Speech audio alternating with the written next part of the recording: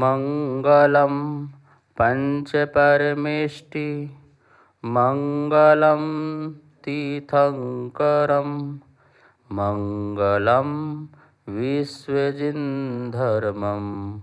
मङ्गलं वीरशासनं मङ्गलं वीरशासनं वन्दितो सर्वसिद्धे ध्रुवमचलमनोभवं गतिं पते वोक्षामि समये पाहुड मिणमो सुध केवली भड़िदम। समयसार परम मांगलिक ग्रंथ है। आचार्य कुंदकुंद देव के द्वारा महावीर भगवान की वाणी को प्रस्तुत किया गया है ईसा पूर्व प्रथम शताब्दी में। इसमें 439 गाथाएं हैं और बड़े ही मार्मिक प्रसंग है। आत्मा का सार। ऐसा संसार में कोई व्यक्ति नहीं होगा जिसे अपनी बात सुनना पसंद ना हो। दूसरे की बात सुनना चाहे ना सुनना चाहे ये उसके ऊपर है, लेकिन जब उसकी बात चलती हो और वो ना सुने, ऐसा हो ही नहीं सकता है। आपको पता है, महावीर भगवान भी अपने प्रवचनों में, अपने उपदेशों में सिर्फ और सिर्फ हमारी ही बात करते हैं। और स्वाभाविक है, यदि हमारी ही बात नहीं होगी तो फिर हम जाएंगे क्यों? हमारी चर्चा जहाँ होगी हम वहीं पे जाएंगे। इसलिए तीर्थंकरों के पास सब भाग के जाते हैं, जानवर भी चले जाते हैं, महावीर मेरी बात कहेंगे। देवी देवता भी चले जाते हैं, महावीर मेरी बात कहेंगे। और श्रावक श्राविका भी चले जाते हैं, महावीर मेरी बात कहेंगे। ये तो छोड़ो, अवधि ज्ञानी, मनः पर ज्ञानी, रिद्धिधारी, तपस्वी, महामुनिराज भी चले जाते हैं, क्योंकि महावीर मेरी बात कहेंगे। वो सिर्फ और सिर्फ आत्मा के गीत गाते हैं, क्योंकि वहाँ पे मुमुक्षु लोग बैठे हुए हैं और आत्मा को वो परमात्मा बनाना चाहते हैं। इसलिए जब उनकी आत्मा की बात करेंगे तभी तो वो परमात्मा बनेंगे। एक ही तो उद्देश्य है, जीव का परम कल्याण हो, परम उद्धार हो, परोपकार हो। यही तो भावना है। इसलिए इस भावना से कुंद स्वामी ने भी कहा कि मैं समय का सार बताऊंगा, आत्मा का सार बताऊंगा। इसमें कोई गृहस्थ की आत्मा हो ऐसा बताऊंगा, ऐसा नहीं। कोई श्रवण की आत्मा होगी उसका बताऊंगा, ऐसा नहीं।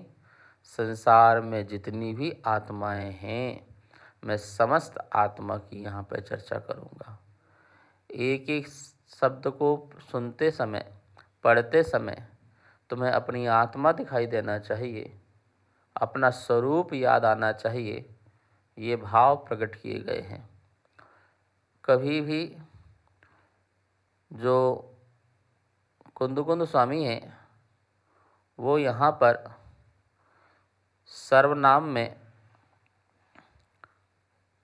यही कहेंगे कि मैं ऐसा हूँ। ठीक है ना? देखो, ग्रंथ को पढ़ने की शैली होती है या सुनाने की भी शैली होती है।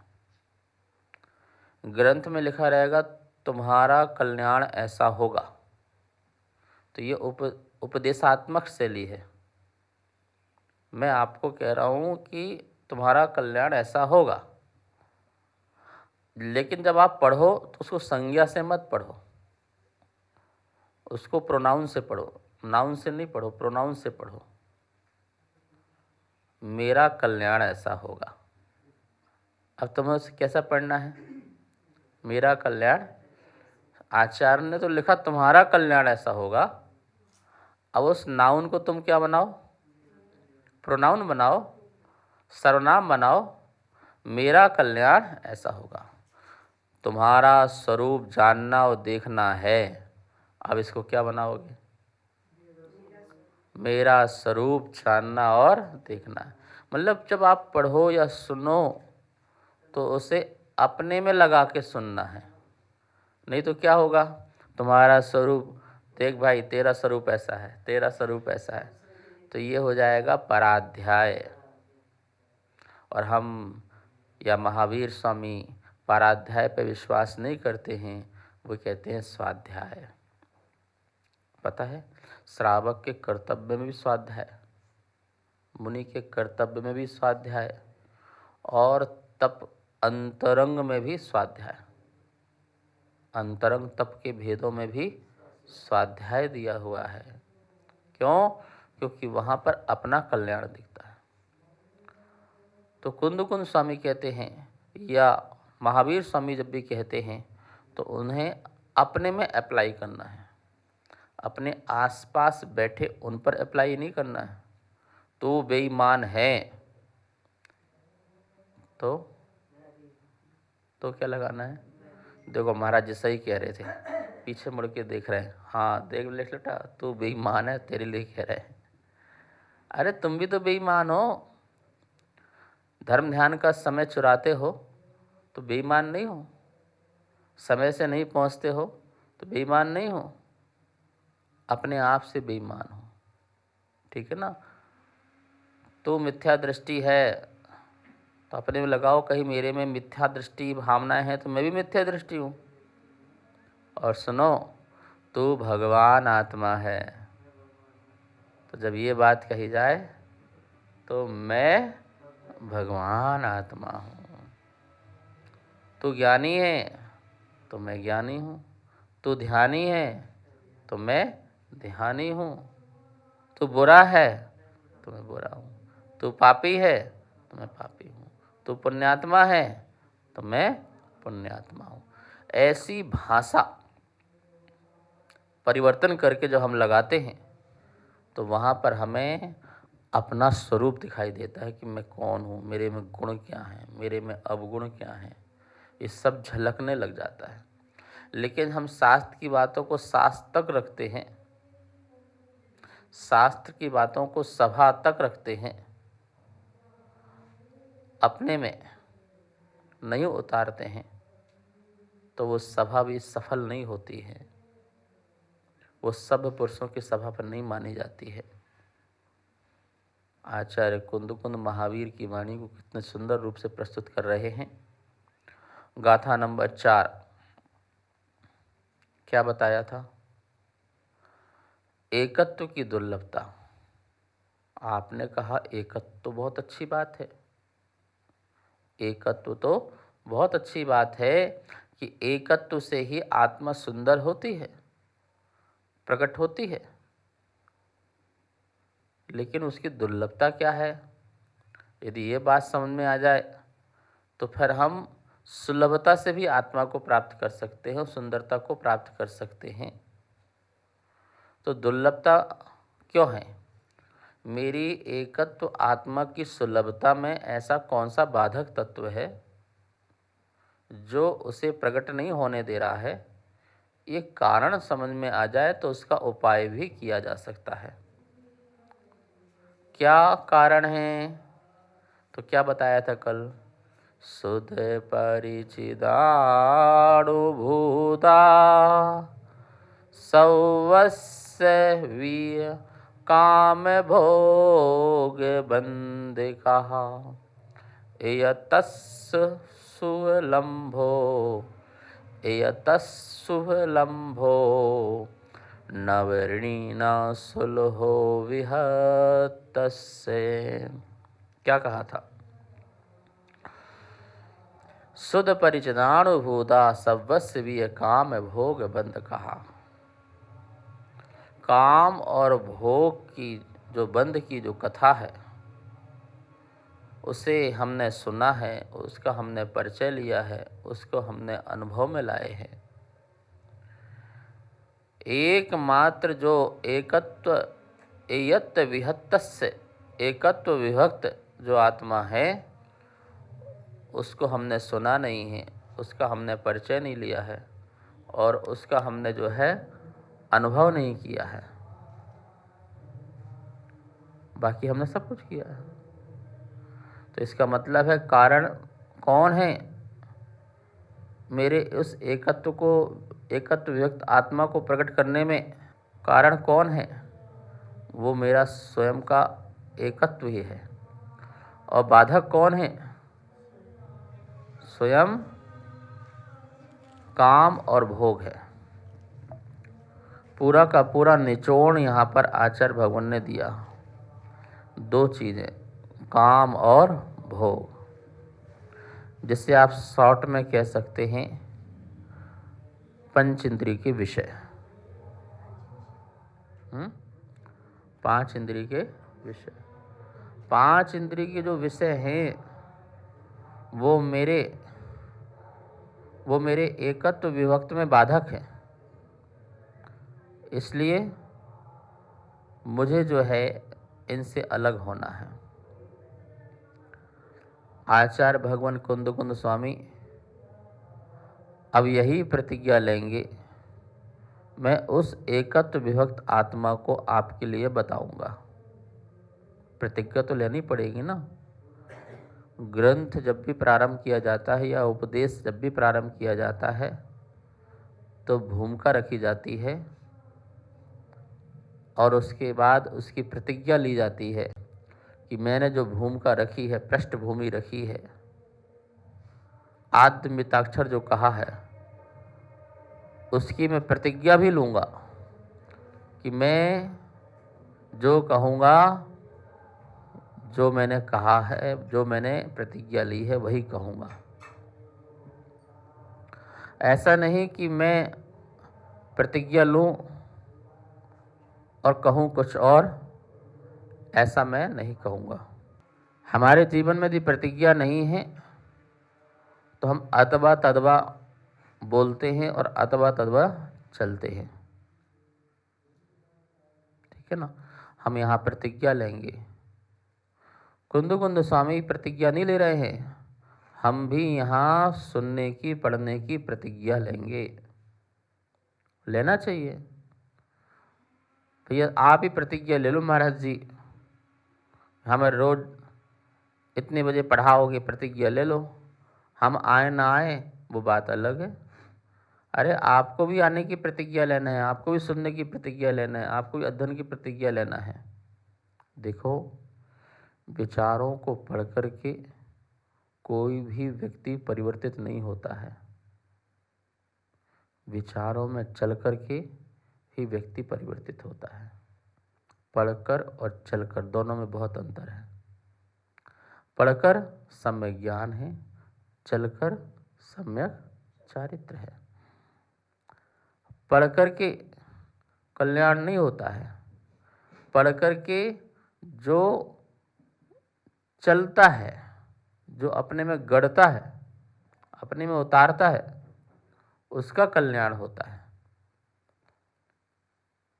आइए, कुंद की क्या प्रतिज्ञा है और अपनी क्या प्रतिज्ञा है, यहाँ अच्छे से समझ लेते हैं। गाथा नंबर 5 अपनी अपनी पुस्तकों में निकाल लेंगे अथवा आपके समक्ष भी ये गाथा आएगी स्क्रीन में, आप उससे भी पढ़ सकते हैं। तम, बोलिए, तम एयत्त एयत्त विहत्तम, तम एयत्त विहत्तम, दाएहम दाएहम अपणो अपणो सभी साविह्वेण साविह्वेण साविह्वेण यदि दायिज्य पमाणम चुक्किज चुक्किज छलम ना घेतव्यम घेतव्यम।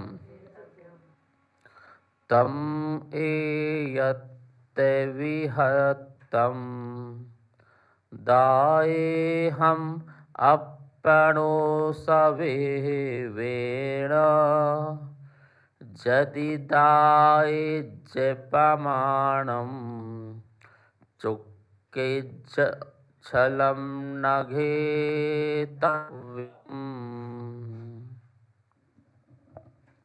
तम उसे एयत्त विहत्तम एकत्व विभक्त आत्मा को अपनों आत्मा के साविवेण निज बुद्धि वैभव से दायहम मैं दिखाता हूँ। यदि मैं दायज दिखाऊं तो प्रमाणम प्रमाण स्वीकार करना, चुक्केच और यदि कहीं चूक जाऊं तो छलम छल ना नहीं घेतव्यम ग्रहण करना। ये अपने आप में कॉन्फिडेंस की बात भी यहाँ पर है, और दूसरी उस कॉन्फिडेंस में यदि कुछ कहूँ तो उसे छल ग्रहण मत कर लेना। ये बात भी यहाँ पर बहुत सुंदर तरीके से कही। तम एयत्त विहत्तम, मैं उस एकत्व विभक्त आत्मा को कहूँगा। ध्यान से सुने, क्या कहूँगा पहले तो ये दिखाया। एकत्व विभक्त आत्मा को कहूँगा। एकत्व विभक्त मतलब अपने में रहना और बाकी सबसे हट जाना, इसका नाम क्या है? एकत्व विभक्त। एकत्व एक में रहना, बाकी पर से अपने को हटा लेना, पर से हट जाना। कैसे हट जाना? कैसे हट जाना? श्रद्धा से हट जाना, ज्ञान से हट जाना और चारित्र से हट जाना। 3 प्रकार से हटोगे, श्रद्धा से, ज्ञान से और चारित्र से। जैसे घर में आप हैं तो श्रद्धा से हटना पहले। ये सच बात है यार, अपना क्या है? कुछ नहीं, अपना तो शरीर भी नहीं है, फिर घर कैसे हो सकता है? तो कैसे हटना? श्रद्धा से हटना। श्रद्धा में ये आ जाना कि ये सच में नहीं है। फिर ज्ञान से हटते रहना, बीच बीच में ज्ञान से सौपर होते रहना। ये मैं हूँ, ये पर है, ये मैं हूँ, ये पर है, ये शरीर पर है, मैं हूँ, परिवार पर है, मैं हूँ। ऐसा किससे हटते जाना? ज्ञान से। ज्ञान की बात भी शब्द में नहीं लाना, श्रद्धा की बात भी शब्द में नहीं लाना। मेहमान लोग आए, अरे बहुत सुंदर घर बनाया है, नहीं नहीं घर अलग है, मैं अलग हूँ, ऐसे मत बोलना। ऐसे बोलने की जरूरत नहीं है। अरे तुम्हारा परिवार तो बहुत अच्छा, नहीं नहीं परिवार तो मैं हूँ नहीं, ना मेरा परिवार है, न मैं हूँ ना मेरा परिवार है, ऐसा नहीं बोलने का। तो इस प्रकार से कोई अंतर नहीं लाने का।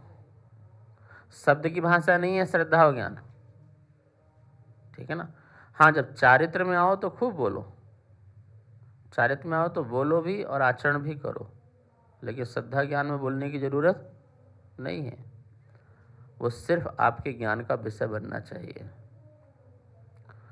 तो क्या हुआ? श्रद्धा से घर से हटे, ज्ञान से घर से हटे, अब किससे हटना है?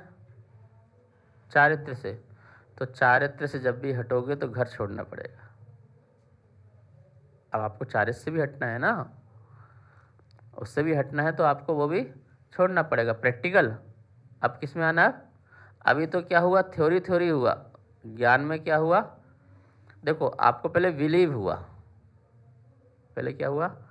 राइट बिलीव हुआ। राइट बिलीव क्या हुआ? ये घर मेरा नहीं है, मुझे इस पर को समझ में आ गया है। ये शरीर भी मेरा नहीं है, ये मुझे समझ में आ गया। ये राइट बिलीव है। क्या है सोनाली? राइट बिलीव है। और अब मुझे राइट नॉलेज भी हो गया है। क्या हो गया? राइट बिलीव भी था, अब मुझे पक्का राइट नॉलेज भी हो गया है कि अब सच में ही जो है ये नहीं है। लेकिन राइट कंडक्ट नहीं हुआ। वो राइट कंडक्ट अब होगा जब आप उसे जो थ्योरी में पढ़ा है अब उसे प्रैक्टिकल में करेंगे। जैसे कि आपकी श्रद्धा हुई कि देखो लड़ना सही नहीं है, तो राइट बिलीफ हो गया। और आपने उसमें ज्ञान लगाया कि जो लड़ते हैं उसको कितनी दिक्कतें होती है, कितनी परेशानी होती है, कितनी बेचैनी होती है, और ये सब दुख का कारण है। ऐसा आपने बहुत सारे ज्ञान से उसको समझा, तो आपको राइट ज्ञान भी हो गया कि नहीं ठीक भैया अब लड़ना नहीं है, मुझे राइट ज्ञान भी हो गया। ठीक है ना? लेकिन फिर भी लड़ना नहीं छोड़ रहे, फिर भी लड़ना नहीं छोड़ रहे। इसका मतलब अभी राइट कंडक्ट नहीं है, राइट चारित्र नहीं है, सच्चा चारित्र नहीं है, सम्यक चारित्र नहीं है। तो क्या करो? अब वहाँ से हट जाओ। अब कोई क्रिया की प्रतिक्रिया मत करो, कोई एक्शन का रिएक्शन मत करो। ये तुम्हारा सम्यक चारित्र कहलाएगा। ये क्या कहलाएगा? जो मैंने सोचा है, जो मैंने श्रद्धा किया था, अब उसका मैं प्रैक्टिकल, जब मैंने समझ लिया कि नहीं लड़ना अच्छा नहीं है, तो भाई लड़ोगे तो नहीं। और लड़ते भी जा रहा हूँ, समझते भी जा रहा हूँ, तभी दो काम हो रहा है, पर एक काम नहीं हो रहा, सम्यक चारित्र नहीं हो रहा। सम्यक चारित्र आते ही फिर आपको आनंद आएगा कि हाँ बिना लड़े भी कितनी आनंद की अनुभूति है, बिना बोले भी संसार ऑटोमेटिक चल रहा है, मैं तो भ्रम फालतू कर रहा था। तो ये सारे भ्रम मेरे टूट जाएंगे और मैं आनंद की अनुभूति करने लग जाऊंगा। समझ में आ रहा ना आपको? सम्यक सम्यक ज्ञान सम्यक चारित्र क्या है, क्यों इसे धर्म कहा, आत्मा का धर्म कहा? ये किसी और का धर्म नहीं है, ये व्यक्ति विशेष का धर्म है। और यही कारण है महावीर भीड़ पर विश्वास नहीं, व्यक्ति पर विश्वास करते हैं। वो कहते मैं, तुम भीड़ का हिस्सा मत बनो और ना मुझे भीड़ का कोई हिस्सा बनाओ, तुम अपने आप को समझो। इसलिए वो एक एक व्यक्ति पर विश्वास करते हैं। आचार्य कुंदकुंद यहाँ प्रतिज्ञा ले रहे हैं कि मैं दिखाऊंगा, मैं यहाँ वहाँ की बात नहीं करूँगा। सीधी सी बात है, ध्यान रखो, मैं तो आपको एक ही चीज़ दिखाऊंगा, तम एयत्त विभक्तम। क्या दिखाऊंगा? उस एकत्व विभक्त आत्मा को दिखाऊंगा। क्योंकि पीछे सारी यही बात चली आ रही ना। कहाँ चली आ रही देखो, गाथा नंबर 3 में भी, गाथा नंबर 4 में भी देखिए, एयत्त निश्चय गतो, मैं एकत्व निश्चय गत को प्राप्त आत्मा के बारे में कहूँगा। और फिर 4 नंबर में नीचे एयतस्य, और लास्ट में विहतस्य, अंतिम शब्द क्या लिखा? विहतस्य, एयतस्य विहतस्य, एकत्व विभक्त।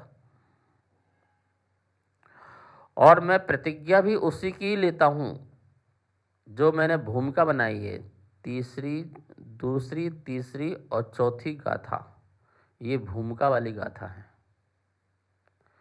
मैंने आपकी पृष्ठभूमि बना दी है। देखो भूमिका नहीं बनाने से क्या होता है, व्यक्ति के मन में जो चीज़ हम पहुंचाना चाहते हैं वो चीज़ नहीं पहुंच सकती है। जैसे खेत में कुछ बोने के पहले खेत को उर्वरक बनाया जाता है। जंगली वाले खेत में तुम दाना डाल दोगे तो तुम्हारा दाना क्या होगा? बेकार ही होगा। उसे कौन सी भूमि कहते हैं? बंजर भूमि है। बंजर भूमि में डाला हुआ दाना हमारा खराब हो जाता है, और दाना ही नहीं हमारा समय भी खराब हो जाता है। तो बोले नहीं, पहले बंजर भूमि को उपजाऊ भूमि बनाना पड़ेगा, और उपजाऊ भूमि के लिए उसमें से जंगली जो चीज़ें हैं वो अलग करना पड़ेंगी, उसमें जो कंकड़ है, पत्थर है, वो अलग करना पड़ेंगे, उसे मुलायम करना पड़ेगा, सॉफ्ट करना पड़ेगा, उसमें खाद डालना पड़ेगा, हल आदि चलाना पड़ेंगे। ये सब शोधन क्रिया होगी। तो जब शोधन हो जाती है तो उसमें जब किसान हल्का सा एक बीज भी डालता है तो कितने सारे दानों की प्राप्ति होती है। एक गेहूं का दाना डालो और एक बाली में कितने दाने आ जाते हैं? निशी, एक आम की गुठली डाली और आम का कितना बड़ा पेड़, और कब तक का देगा, ये भी तो बताओ ममता जी, कब तक देगा, कितने वर्षों तक जो है वह आपको फल देगा, हर साल आपको फल देगा, एक बार लगाओ फल कितना देगा। ऐसे ही जब मैंने आपकी उर्वरक भूमि बना दी मोक्ष मार्ग की, परमात्मा बनने की, तो मैं एक बीज डालूंगा, तुम अनंत काल के लिए परमात्मा बन जाओगे। कुंद कुंद स्वामी कितने व्यवस्थित रूप से ग्रंथ को प्रस्तुत कर रहे हैं। महावीर स्वामी की वाणी को प्रस्तुत करने का तरीका देखिए। यहाँ पर पहले मंगलाचरण में मैं पूरा समय सार कहूँगा, इसके अलावा कुछ नहीं कहूँगा, इस प्रकार की उन्होंने वहाँ प्रतिज्ञा ली थी। बोक्षामी समय पाहुड़, मैं समय सार कहूँगा। और फिर वो समय सार क्या है, तो इन 3 गाथाओं में बताया। दूसरी, तीसरी और चौथी गाथा में एकत्व विभक्त आत्मा ही समय सार है। स्वयं में एकत्व और पर से विभक्त, यही एकत्व विभक्त समय सार है। और फिर कितनी सुंदर बात कह रहे हैं कि यदि मैं उस एकत्व विभक्त आत्मा को दिखाऊं, तो यदि उसमें कुछ चूक हो जाए तो छल ग्रहण मत करना। गजब की बात है, गजब की बात है। पहले तो ये कह रहे हैं कि यदि मैं एकत्व विभक्त आत्मा जो दिखा रहा हूँ वो अपनों सविहिवेण, अपनों सविहिवेण, अपने निज वैभव से बता रहा हूँ, अपने स्वयं के अनुभव से बता रहा हूँ। महावीर स्वामी ने जो कहा उसको मैं अपने निज वैभव से बता रहा हूँ, निज वैभव से बता रहा हूँ, इसी तुम प्रमाण समझना। कितने वात्सल भाव से कहा, शिष्यो इसे तुम प्रमाण समझना। मैं छल नहीं कर रहा हूँ, मैं अंतरंग से तुम्हें ये समझाने का प्रयास कर रहा हूँ, लेकिन फिर भी समझाने में कोई कमी हो जाए तो कहते हैं कुंद कुंद स्वामी छल ग्रहण मत करना, सुधीसन सुधारें और अपना आत्मकल्याण करें। शेष विषय जो है कल समय हुआ। जावाणी के ज्ञान से सूझे लोकालो, शोवाणी मस्तक धरो सदा दे तो हो धो। हे जिनवाणी भारती तो हे जपो दिन रेन, जो तेरी सरना धरे सो पावे सुख चैन। सबको बहुत बहुत मंगल आशीर्वाद। कार्यक्रम पाठशाला के पुण्यार्जक थे श्री दिगंबर जैन मंदिर, लोधी कॉलोनी, दिल्ली।